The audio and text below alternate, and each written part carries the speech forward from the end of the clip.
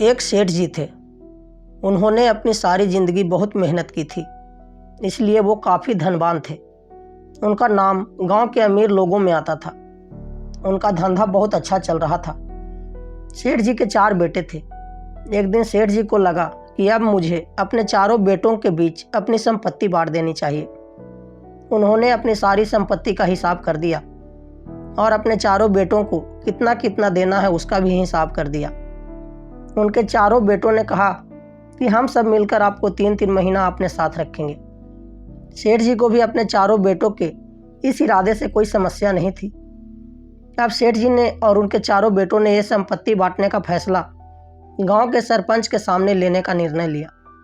1 हफ्ते के बाद वो लोग गांव के सरपंच के सामने ये फैसला लेने वाले थे। जिस दिन सेठ जी ने यह संपत्ति का बंटवारा करने का निर्णय लिया, तभी जो सबसे बड़ा लड़का था उसके दिमाग में एक बात आई कि एक बार ये बंटवारा हो गया, उसके बाद मैं पिताजी को 3 महीने क्या 3 दिन भी नहीं रखूँगा।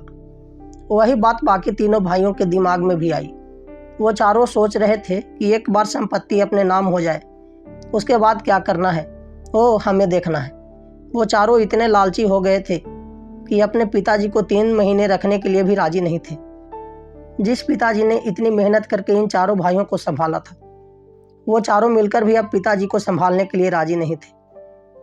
चारों कुछ बोल इसलिए नहीं रहे थे कि अगर उन्होंने पहले से ही बता दिया तो बंटवारे में उनको अपना हिस्सा नहीं मिलता।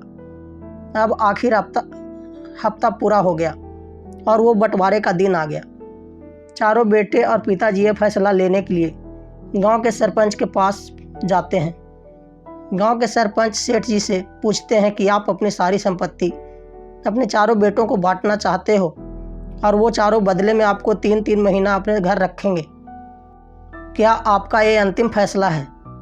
तब सेठ जी ने कहा, जी नहीं, मेरा अंतिम फैसला ये है कि अब मैं अपने चारों बेटों को 3-3 महीना अपने पास रखूँगा और बाकी के 9 महीने वो अपने हिसाब से रहेंगे। सेठ जी का अंतिम फैसला सुनने के बाद चारों बेटे के पैरों तले ज़मीन खिसक गई और वो चारों हक्के बक्के रह गए। वो सोच क्या रहे थे और हुआ क्या? सेठ जी ने तो पासा ही पलट दिया था।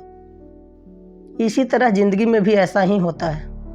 अगर हमारे इरादे सही ना हो तो कभी कभी भगवान ऐसा पासा पलट देते हैं जिसकी हमें भनक भी नहीं होती है।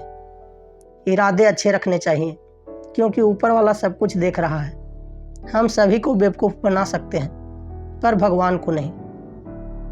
धन्यवाद।